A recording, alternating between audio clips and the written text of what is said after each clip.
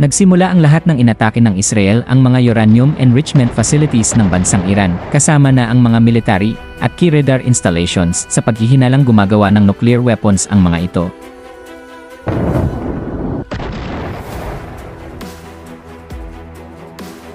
Gumanti naman ang Iran at nagpakawala ng kanilang mga drones, ballistic at hypersonic missile sa mga syudad ng Israel gaya ng Tel Aviv, Haifa, at Jerusalem.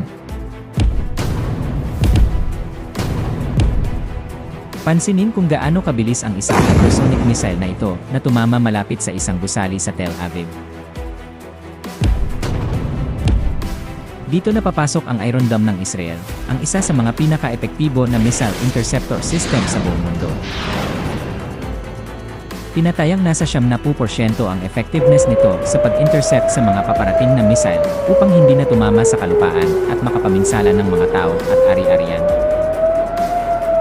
Subalit kahit na sinasabing napaka-epektibo nito, may 10% pa rin ang nakakalusot sa Iron Dome. Sa 360 missile na sabay-sabay pinakawalan ng Iran sa loob ng isang araw, may mahigit sa 30 missiles pa rin ang nakakalusot. Iran will show no mercy. We must give a strong response to the terrorist Zionist regime. Ito ang matinding pahayag ni Ayatollah Khamenei, ang supreme leader ng bansang Iran sa social media na X kahapon, Miyerkules. Dahil dito nagpadala na ng karagdagang puwersang militar ang Amerika upang tumulong sa Israel.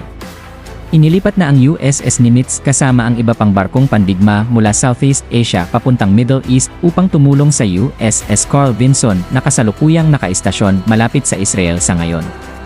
Sinasabing magpapadala rin ang Amerika ng kanilang mga B-2 Spirit Bomber o Bunker Buster Bomber upang gagamitin sa pag-atake sa mga nakatagong underground nuclear facilities ng Iran.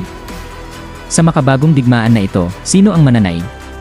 Sinyales na ba ito ng ikatlong digmaang pandaigdig?